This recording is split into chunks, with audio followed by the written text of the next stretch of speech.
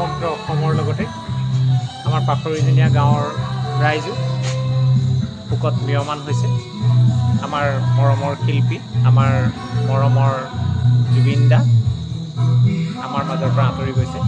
কিন্তু জুবিন দা কায়িক দেহটোহে আমাৰ পৰা আঁতৰি গৈছে। আমি তেখেতক পাহৰি নাযাওঁ। আমি সদায় জুবিন দাক জীয়াই ৰাখিম আৰু সেই